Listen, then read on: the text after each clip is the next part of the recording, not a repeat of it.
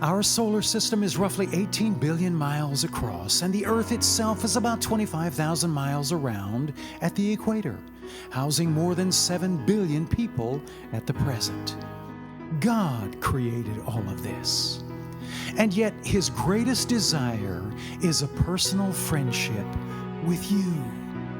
He cares about you and has a distinct purpose for you here on earth. Have you ever thought about that purpose? About what you can do for others? What voice have you heard calling you for help? Do you have a picture of who that is? Have you taken time to consider what your life could mean in helping someone else?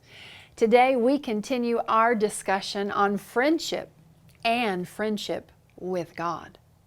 One night, a man by the name of Victorius appeared to his friend Patrick in a dream.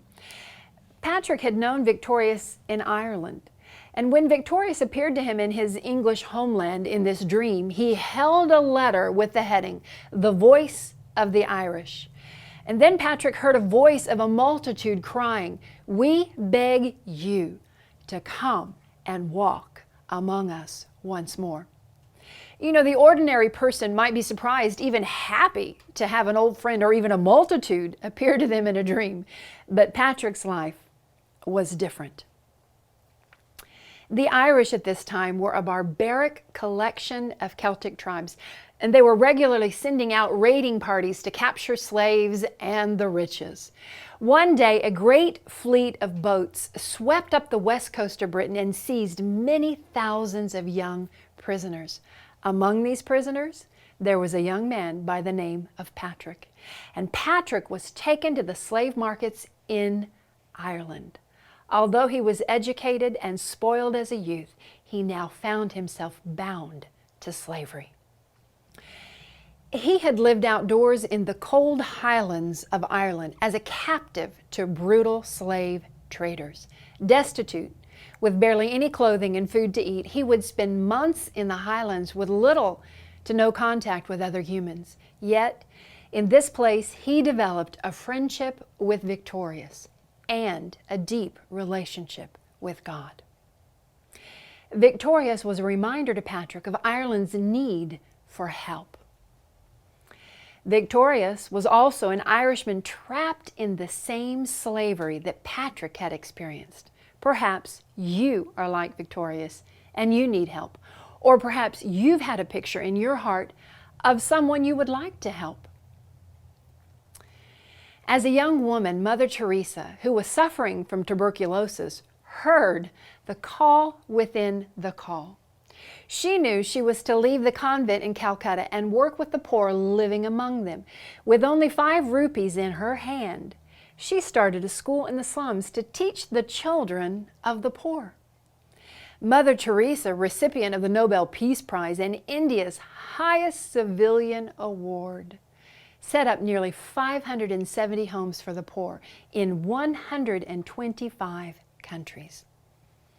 Like Patrick and Mother Teresa, one idea, one thought from God can bring significant change, not only to your life, but to the lives of those you know in your community and in your nation.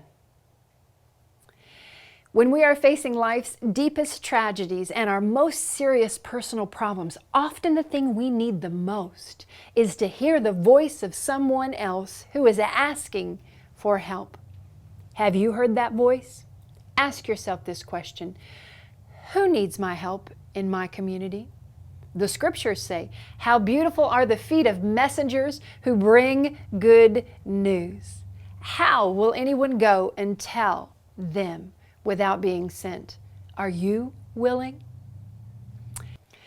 Patrick's dream of helping the Irish is relentless, and finally he surrenders and trains for the ministry in France.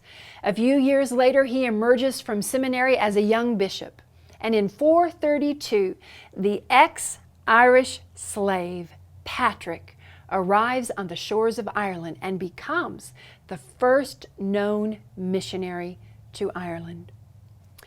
By the time of Patrick's death, the Irish slave trade had ended and murder and intertribal warfare significantly decreased. Both Mother Teresa and St. Patrick are an example of good news in action. And I believe as you are listening to me today, you are receiving courage to act on good news, to act on the idea that God has given you. You can become a modern-day missionary of good news. Patrick gives us hope that we can help even those who have mistreated us. He shows us that it is possible to persevere and that you can overcome the hardships of life. Like Mother Teresa, you can rise above poverty, and with only 5 rupees, and even with sickness, she made a better life for millions of people. Today, you can be that friend, that caring voice of encouragement, as Victorious was to Patrick, and as Patrick was to an entire nation. You can help someone else find their destiny. So, go ahead. Take the risk. You won't be disappointed.